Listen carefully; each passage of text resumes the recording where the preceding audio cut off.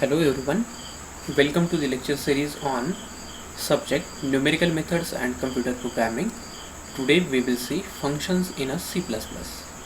I am Sudhir Burangi, ETC department, Sri Tuzabhani College of Engineering, Tuzab. We know that function plays important role in a program development. Dividing program into function is one of the major principles of top-down structured programming language. So functions are declared in this given manner. The type of function is declared, name of function followed by this type. Below it, opening, we have a function body enclosed in a opening and closing curly braces. Let's see one example of a function. Here we have a program on a function, and in it we have used a test function as a user defined function. So in a program we have integer main, a main function. In it we have written output statement.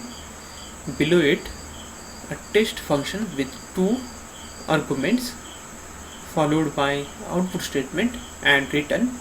So once main start executing and when it encounters a test function, this test function get called from this point and control is passed to this test function. Test function start executing while passing control from this main function to a user defined test function. The values of actual arguments are get passed to this formal arguments. So 10 value is get copied into argument 1, minus 7.5 value get copied into argument 2, and this test function get executed. Before using any function, we must have to declare a function, and this function is to be declared at the beginning of a program. So at this point we have declared void test in a bracket int comma double, and this statement is known as a function prototype declaration. It is not compulsory to declare names of variable in a function prototype declaration, but it is compulsory to define or declare the type of arguments in a function. Let's have one more example on a function. So we have function on an area. So in this function or in this program we have used a user defined function area, and this function is declared at the beginning of a program. So this statement is known as a function prototype declaration. So double is a type of function, area is a name of function, double these are two arguments of a function, and at this point we have not declared any variable name associated with this function, or we have not declared argument names of a function. We just have declared types of arguments. So every C++ program always starts with main function, and in a main we have written double and declared two x and y variables along with res variable. So we have written a mathematical statement res is equal to area in a bracket x comma y plus 1, and this area is now a function, and at this point function get called. So from this point control get passed to a user defined function, and user defined functions are separately defined outside a main. So we have defined this function double area, double width comma double length, and these width and length are arguments of a function. So when function get called from main, it passes values of x and y plus 1 to this user defined function. So value of x get copied into a width variable, and value of statement y plus 1 get copied into a length variable. So this function will perform a multiplication function return width into length. It simply calculates a area and return this value to a calling function, and for this case calling function is a main function. So the control will get passed back to a main function by this area function. So we will get calculated value at this place. So now res is equal to the value calculated by this area function, followed by this statement we have written output statement. Now we will see a inline function. Before inline function, we will discuss some points on functions. One of the objective of using function in a program is to save some memory space, which becomes appreciable when function is likely to be called many times. However, every time a function is called, it takes a lot of extra time in executing a series of instructions for a task, such as jumping to a function, saving registers, pushing arguments on a stack, and returning to the calling function. When function is small, a substantial percentage of execution time may be spent in such overheads. One solution to this problem is to use macro definitions, popularly known as macros in a C. The major drawback with these macros is that they are not really a function, and therefore the usual error checking does not occur at a compilation time. C+ has different solution to this problem. To eliminate the cost of calls to a small function, C++ proposes a new feature called a inline function. An inline function is a function that is expanded in a line when it is invoked. That is, the compiler replaces function call with corresponding function code. So inline function can be declared as follows, or the syntax of inline function is as below. A keyword inline is used to declare inline function. So inline followed by function name. Inline function has a function body enclosed in a opening and closing curly bracket. So this is a function body of a inline function. So it is very easy to make function inline. Just we have to write a inline keyword before a function name. Now we will see example on a inline function.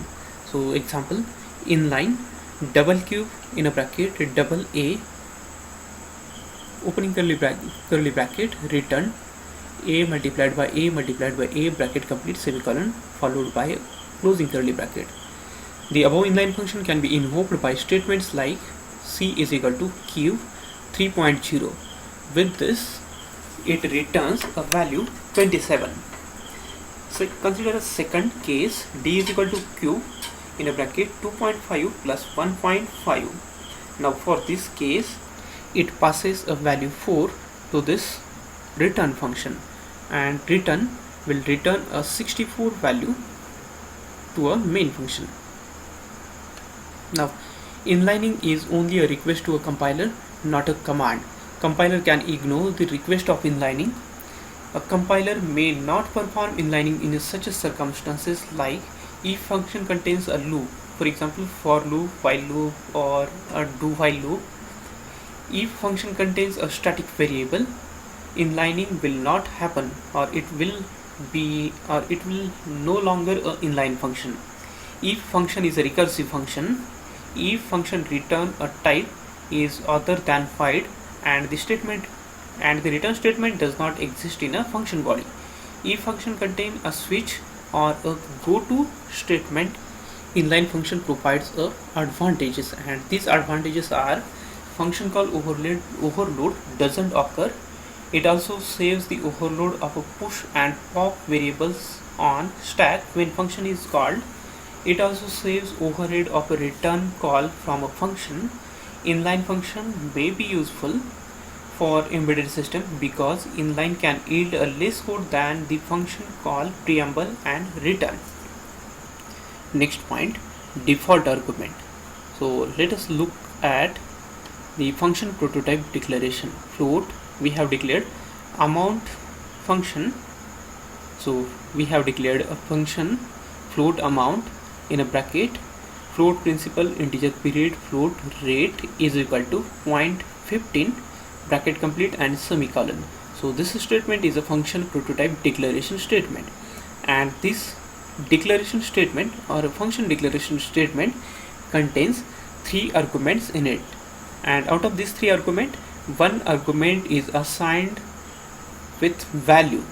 So C++ allows us to assign values to an argument in a function prototype declaration, and this assignment should be from right to left, means we must assign argument which is present on a right side first and so on towards a left side. So in this case, if we do not provide value for rate, it by default take this default value of a rate. So for this case, we have declared default value for rate argument as a 0.15. Now look at a second statement. We have used a value variable is equal to amount function, and in a bracket we have written, or we have two values 5000 and 7. So if we look, or if we compare these two statements, amount function, in a first statement amount function have 3 arguments, while in a second statement amount function has only 2 values for 2 arguments. So for this case, 5000 value is passed to a principal or first argument. The second value 7 is passed to a period argument, and as we have missing third value, so by default this amount function considered this default 0.15 value for this rate argument. Consider the third statement, value is equal to amount, in a bracket we have written 5005 and 0.12. Now for this case we have all 3 values for 3 arguments, and for this case when function is called, it passes this 5000 value to principal, 5 value to period, and 0.12 value to this rate argument. Now for this case it doesn't take this default value, it will take the mentioned value in a function. So just have a look on few examples. We have integer multiple functions, and for this function we have declared integer I, integer j, and integer k arguments, and we have assigned some default values to arguments.